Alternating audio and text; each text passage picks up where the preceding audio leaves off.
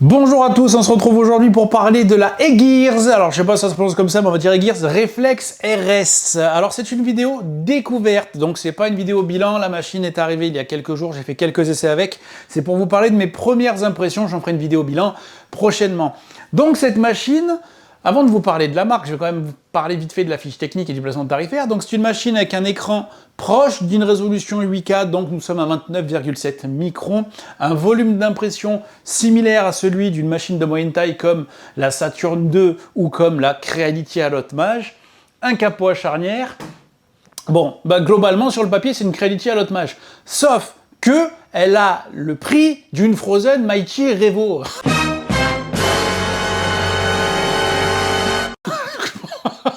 Donc, en disant ça, vous vous dites qui se plante? Est-ce que c'est la Creality qui a un bon coup? Est-ce que la Frozen est trop chère? Est-ce que la Frozen mérite son prix? Bon, donc oui, c'est une machine que j'ai acquis à la précommande quand ils l'ont annoncé. Donc ils l'ont annoncé au prix de 900 €. Aujourd'hui, ça va un peu être plus cher, mais je pense qu'il y aura des promotions qui la remettront à ce prix régulièrement. Donc pourquoi j'ai acquis cette machine? Bon, déjà par curiosité, on va pas se mentir, c'est-à-dire que c'est la deuxième version d'une machine de la marque Aegirz. La première coûtait 1600 € et sur le papier elle était encore moins performante, je parle bien du papier sur le papier d'un côté technique que celle-ci, donc on avait une résolution qui était légèrement plus petite, un volume d'impression qui était légèrement plus petit. Bon bref, là ils ont proposé un truc moins cher, je l'ai pris parce que cette année, aucune machine que j'ai testée ne m'a plu, c'est-à-dire que j'ai commencé à réorganiser un peu mon atelier et à vouloir garder aux endroits entre guillemets facilement accessibles les machines que j'utiliserai pour mon propre loisir et pas pour faire une démonstration. Si sur les petites tailles j'ai toujours ma Mars 4 Ultra et aujourd'hui sur les grandes tailles j'ai toujours la GK3 Ultra et l'Apex Maker X1, sur les moyennes tailles, la Saturn 4 Ultra, j'ai pas envie de la garder particulièrement. La M7 Pro, j'ai pas envie de la garder particulièrement. La Frozen Mighty Revo, dont je vous parlerai un jour, c'est de la merde en barre. Je suis désolé, je pensais que ça allait être la meilleure machine du comparatif. C'est la pire. La Creality Alloy Mage S, je l'ai pas encore reçue, mais sur le papier, elle a pas l'air d'être supérieure à la Creality Alloy Mage Pro. Donc cette année, vraiment, je suis pas séduit. Donc je me suis dit, il y en a plus qu'une à essayer. La Aegirz. Cette Aegirz, elle se démarque d'une chose particulière, c'est qu'elle est fermée aux autres slicers des autres marques. C'est-à-dire qu'en gros, ils vous fournissent leur slicer maison, qui s'appelle Blueprint, sur lequel je vais revenir. Du coup, il n'y a pas de compatibilité She2Box ou Multi-Slicer native. Alors peut-être qu'un jour, il y aura moyen d'hacker la machine, mais pour l'instant, ça n'a pas l'air d'être d'actualité. De plus, apparemment sur leur logiciel, nous ne pouvons pas modifier les paramètres de résine. C'est-à-dire qu'en gros, vous rentrez les résines du fabricant, celles que vous utilisez, et vous ne pouvez pas jouer dessus. En gros, vous ne pouvez pas utiliser les résines du commerce. Vous êtes dépendant des résines du fabricant qui sont quand même assez... ça a un coût, quoi. C'est pas les prix que j'aime acquérir. C'est-à-dire, on est entre 30 et 45 € selon les moments, selon la quantité, selon le type de résine. 45 €, moi, ça me va pas. Moi, je préfère utiliser de la Sunlu à 15 balles. Moyenne plutôt que d'une résine à 45 balles. Bon, et le problème, c'est que vu qu'on ne peut pas modifier nos paramètres, vous ne pouvez pas, sur le papier, être sûr d'avoir de bons résultats avec une résine différente. C'est-à-dire qu'en gros, vous allez rentrer un profil de résine, en tester une autre. Je reviendrai là-dessus, mais moi, c'est quelque chose qu'il va falloir que j'essaye, c'est obligé. Mais j'y reviendrai là-dessus. Donc parlons un peu de cette Aegirz Reflex RS. En plus de son capot à charnière, on a un plateau sur le papier qui est plutôt joli, mais c'est un plateau classique, quand même avec une fermeture sympa. Alors là, vous le voyez, l'impression, elle n'a pas tourné aujourd'hui. Il y a encore de la résine sur le dessus du plateau. On a un bac qui peut contenir jusqu'à 900 ml de résine, qui a un bon bec verseur, qui est plutôt assez joli, qui a des gros vis confortables, qui a une prise en main quand même assez sympa sur le côté, et des vis qui sont auto-fixées, c'est-à-dire qu'en gros, si vous tournez votre plateau, les vis ne tombent pas. Au-delà de ça, on a quand même un bel écran sur la face avant, qui doit faire, je sais même pas, 5 pouces ou un peu plus, peut-être même un peu plus de 5 pouces. L'ergonomie est cool. Bon, vous n'avez pas de français, mais on n'est clairement pas un public cible. Vous avez de l'anglais ou du chinois, mais en anglais, on s'en sort. Sur le côté, vous avez le port pour la clé USB, un port pour une carte SD qui vous servira à augmenter, si nécessaire, la mémoire interne de la machine, le bouton d'alimentation, la prise d'alimentation. À l'arrière de la machine, vous avez les modules ou les emplacements pour de potentiels modules, si nécessaire. Vous avez un système de pompe qui est intégré par les bouteilles de résine compatible, ça semble pas être... Bon, peut-être que vous pouvez transmuter ou quoi les résines différentes, mais de toute façon, vu que c'est pas une machine qui est censée tourner avec des résines du commerce, pour l'instant, on va se contenter de ça. Qui sont plutôt bien pensées, c'est plutôt pratique, ça coule pas vite, quand vous l'enlevez, ça reste un peu salissant, c'est pas le système que nous avait fait Uniformation avec la GK 3 Ultra par exemple, mais globalement, c'est quand même pas mal. On a 2 lumières au-dessus qui sont plutôt cool, on a des pieds réglables, on est plutôt bien équipé. Pas grand chose, voire rien de très grave à reprocher à cette machine sur son équipement. À part que si on veut vraiment chipoter, c'est absolument pas étanche, vous glissez un doigt sous le capot à charnière comme ça, donc cette machine, elle diffusera de l'odeur. Pas de chauffage de série, pas de système de purificateur d'air, même pas de quoi brancher un système d'évacuation. Il y a un petit trou à l'arrière que je sais pas trop, je me demande si c'est pas fait pour le chauffage qui est en option, des options qui coûtent quand même relativement cher. Voilà, après on a quand même une belle finition, c'est-à-dire que là c'est un peu évasé sur les côtés, ça rend joli. Voilà, que dire de plus là-dessus? Bah, pas grand-chose. Elle fait pas trop de bruit, on est entre 52 décibels quand on imprime. J'ai pas regardé la consommation électrique, je vous la ferai dans la vidéo bilan. Il y a un espèce d'auto-leveling qui semble être bon, donc en fait, si jamais la machine estime que l'auto-leveling n'est pas suffisant, elle vous le dira. Elle va également regarder si elle est de niveau, donc il est apparemment, d'après ce que prévoit la machine, très important de ne pas ouvrir le capot pendant l'impression. Alors moi, je le fais. Je le fais plusieurs reprises. Ça n'a pas l'air d'avoir eu d'effet sur mon impression, mais globalement, ils disent de ne pas le faire parce qu'ils analysent tout ce qui pourrait arriver à la machine à ce moment-là, du moins c'est ce qu'ils prétendent. Voilà, globalement, on a fait le tour de la machine en elle-même. Je vais déjà vous donner mon point de vue là-dessus. C'est la plus belle machine que j'ai vue dans cette catégorie.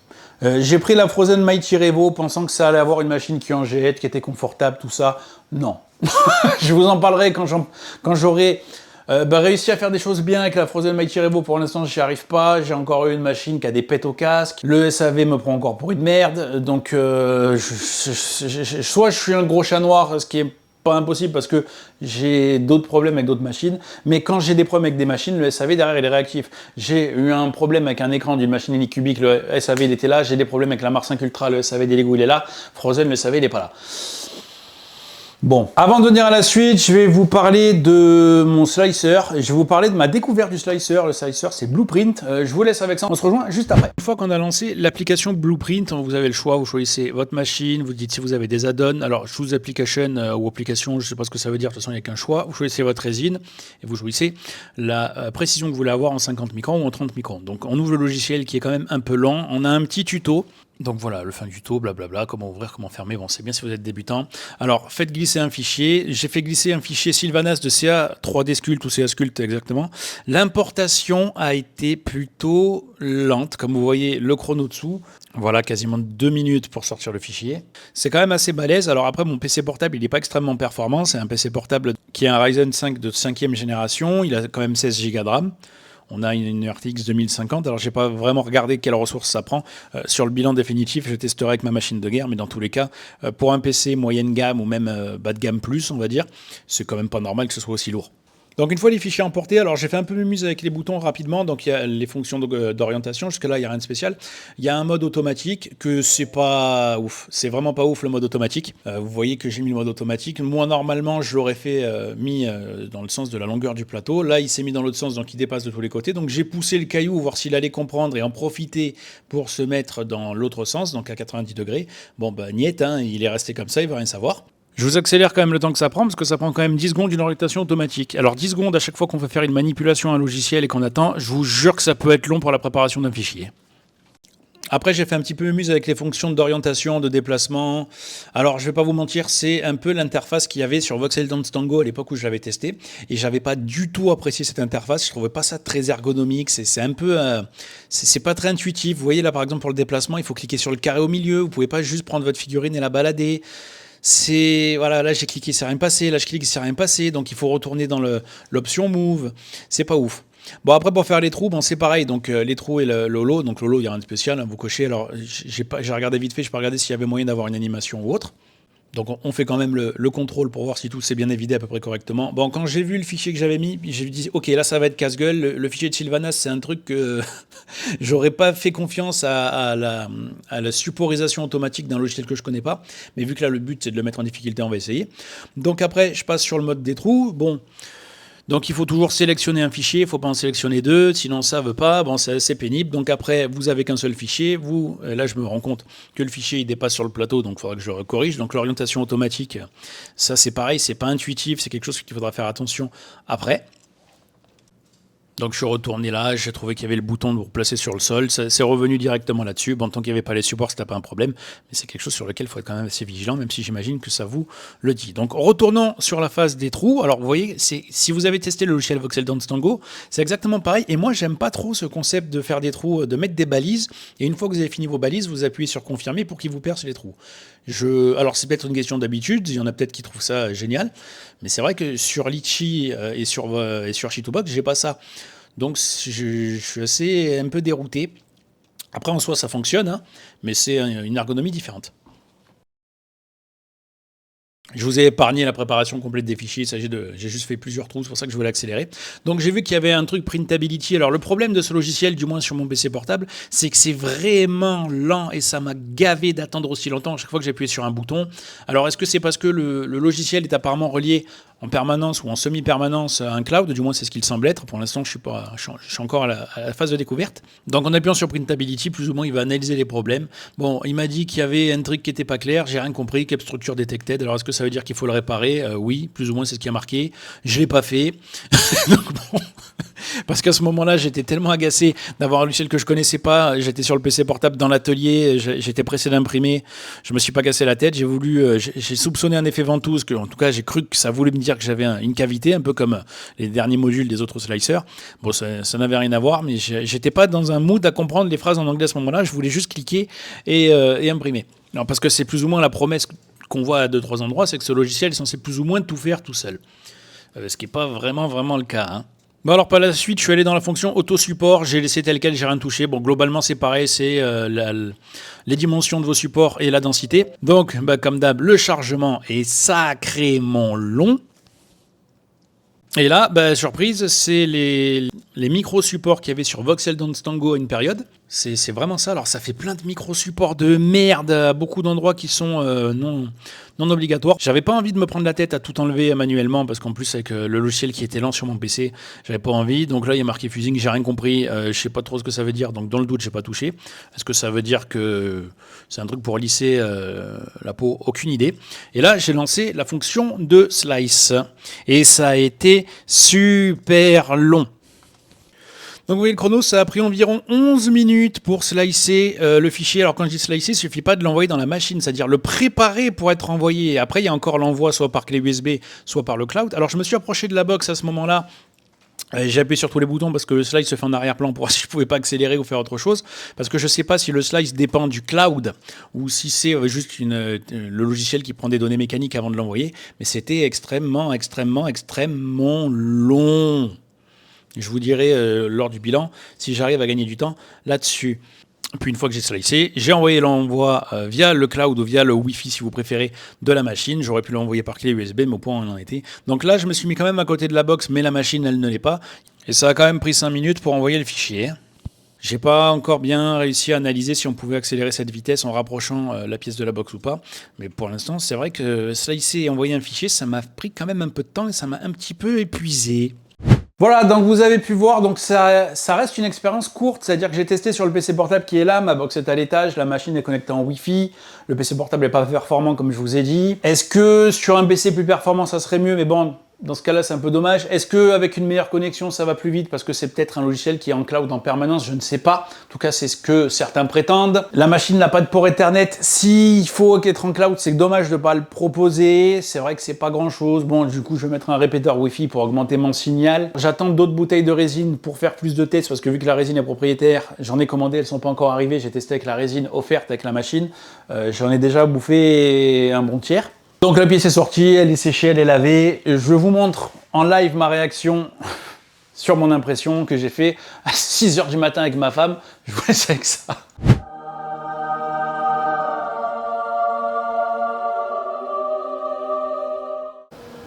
Bah tu sais quoi, ça m'a l'air plutôt nickel, hein. Je rebouche le truc que j'ai flingué hier.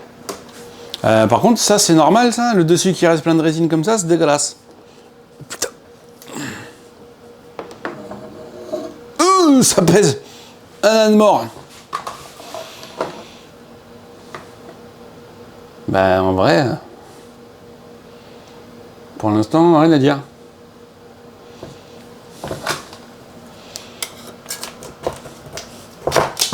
Ok. Ok. C'est parti facilement, ça. Ouais. Viens zoomer de près. Il n'y a pas le contre-jour. Ouais, par contre, il y a une chier de micro-support de merde.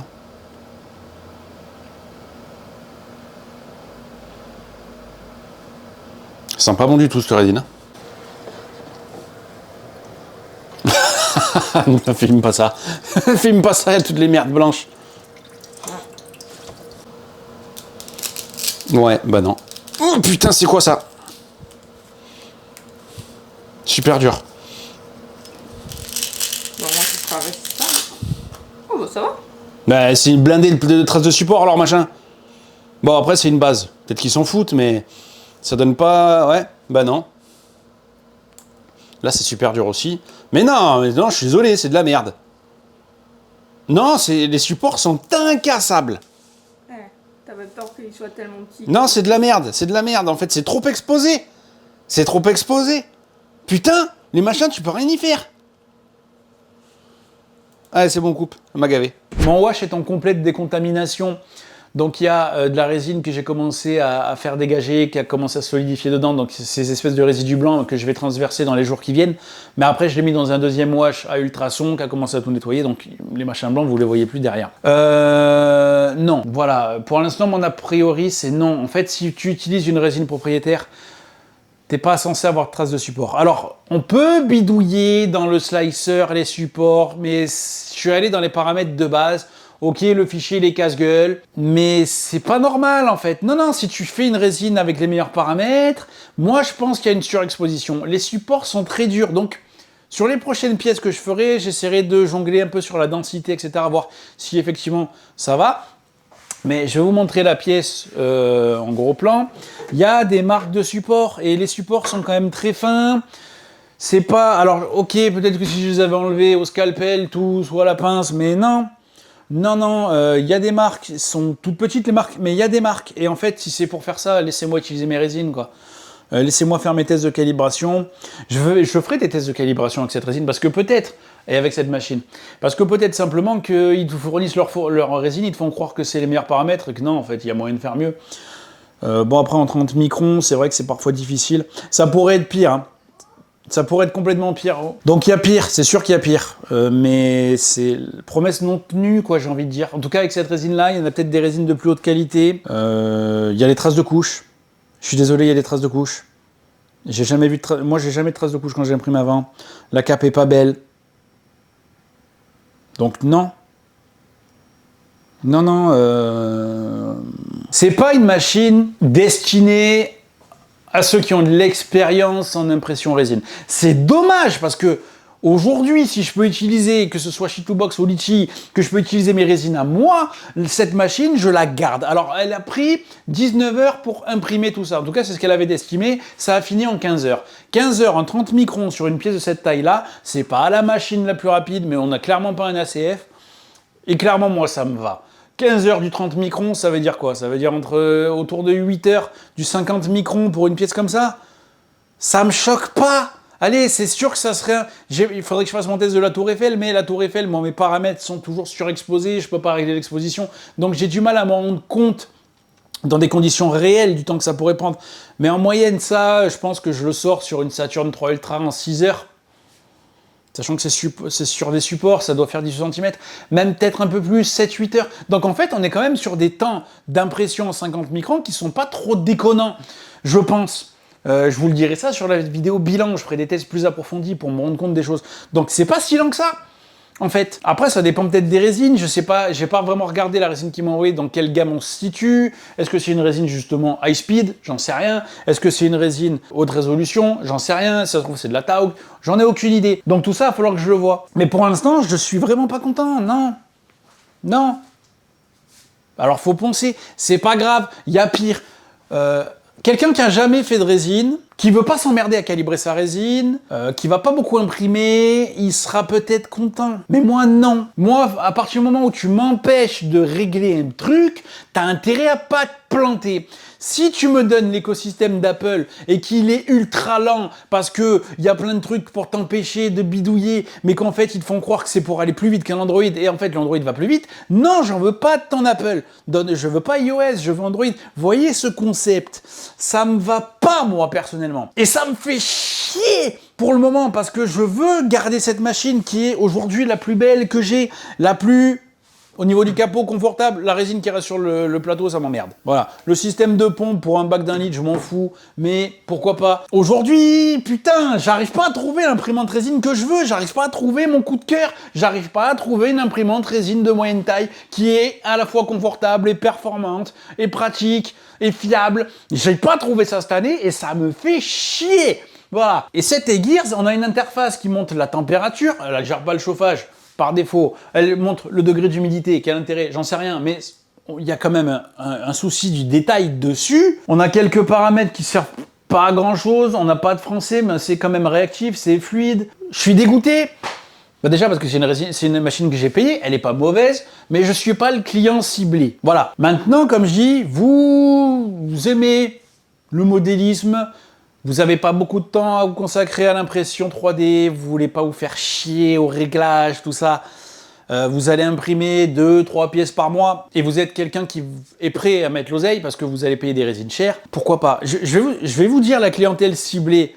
Pour moi, ceux qui achètent des machines Frozen pensant que derrière il y a quelque chose. Aujourd'hui, des gens qui ont acheté la Revo que j'ai côtoyé, qui se sont rendus compte qu'ils comprennent pas pourquoi ils ont payé ça cher, parce qu'ils sont quand même en train de se prendre la tête sur les réglages, la machine, la fiabilité, qui sont quand même pas forcément à l'aise avec les supports, et je vous jure qu'il y en a une chier. Aujourd'hui, les gens à qui j'ai refilé mes machines Frozen, c'est des gens qui, excusez-moi le terme, ils comprennent rien. Mais ils pensent qu'en ayant la meilleure machine, ils vont avoir les meilleurs résultats et les moins d'emmerdes. Bon, ben souvent c'est l'exact opposé. Ça fait longtemps, en fait, dès que je commence à parler d'un placement tarifaire, je dégomme Frozen, parce que je suis désolé, c'est la clientèle des gens qui achètent Frozen, cette clientèle qui a fait de moi un YouTuber, c'est des gens pensant que les meilleurs produits sont les plus chers. C'est pas le cas, et dans 90% des domaines, c'est pas le cas forcément, je tiens à préciser. Par contre, là, pourquoi pas? Voilà. La résine, vous aimez, mais vous y comprenez rien. Vous voulez des pièces, vous voulez pas passer trop de temps, vous voulez pas trop vous casser la tête. Oui, je pense que la Gears, elle peut cibler cette clientèle-là qui va acheter quand même 2 bouteilles de résine, ça vous fait 90 balles par mois. Donc 2 bouteilles de résine, vous allez imprimer une dizaine de figurines. C'est-à-dire que ça m'a pris un tiers de la bouteille. Ça m'a pris un tiers de la bouteille, j'en fais 3 par bouteille, 3 figurines, 40 €. Voilà, plus le prix de la machine. Bon, je pense pas que la consommation électrique soit importante. En tout cas, ça n'aura rien à voir avec ce que vous allez bouffer en résine. Faudra quand même acheter toujours un wash and cure. Alors, je sais pas s'il faut acheter celui de la marque. Moi, je trouve que le rapport qualité-prix de leur wash and cure est complètement déconnant pour avoir les mêmes résultats qu'avec les autres. Bah écoutez, je vous en ferai un bilan quand j'aurai reçu les autres bouteilles de résine. Je vais continuer à utiliser cette machine. Bon, je sais que mon truc bouge beaucoup. Elle aime pas ça. Je pense pas que ce soit qui fait des marques de support. Je vais essayer d'imprimer sur des pièces 150 microns. Je vais essayer de bricoler les supports. Pour l'instant, oui pour la machine, non pour le logiciel. Alors après, comme je dis, c'est parce que j'ai peut-être mes habitudes. Peut-être qu'en passant quelques jours, semaines sur le logiciel, je vais finalement me dire ouais, en fait, ça va, c'est pas mal. Mais c'est que l'ergonomie de Voxel Dance Tango, et Voxel Dance Tango, c'est dans le top de mes slicers les moins intéressants pour moi. Ça reste mieux foutu que mes dernières expériences sur les logiciels Creality ou Anycubic, mais c'est moins bien que Litchi ou que Chitubox. Chitubox, c'est pas que c'est bien Chitubox, c'est que Chitubox c'est simple. Là, déjà c'est lourd, le logiciel est lourd. Le logiciel est super lourd, il est pas très ergonomique. Bon, voilà. Vous avez vu mon avis sur du moins mon premier avis sur cette Reflex RS. Belle machine, interface discutable. Clientèle ciblée, pas moi, mais il peut y avoir une clientèle ciblée. Je n'ai pas de lien d'affiliation, j'ai rien. Ça vous intéresse, allez acheter la machine sur le site officiel parce que de toute façon, il n'y a pas de distributeur. Voilà, c'est tout pour moi. Merci d'avoir suivi la vidéo jusque-là. N'hésitez pas à me donner votre avis sur cette machine. Je vous laisse avec le bêtisier. Ciao, à la prochaine. Oh, c'est nouveau ça. T'es obligé de faire du bruit dès que je t'allume, toi? Que j'ai acquis en précommandant, que j'ai acquis. Là, j'ai commencé à regarder. J'allume la caméra, j'allume la batterie externe parce que. Ah, pardon, j'ai un deuxième wash. Oh putain, on va refaire ça complètement. Donc vous avez vu, bon, mon wash est en complète décor. Mon wash est en complète. Où est mon cœur? Ben oui, j'ai dit que je tournais. Pardon, j'ai oublié. J'ai cherché le cuir. Ça va. Ouais, au revoir. Non, non, elle fait exprès, elle sait très bien quand je tourne. Voilà, donc je sais plus ce que je disais. Je vais essayer de bricoler les supports de... Je vais essayer de bricoler les supports que les derniers... que mes dernières expériences. Ça reste mieux que les dernières interprétations. Ça reste...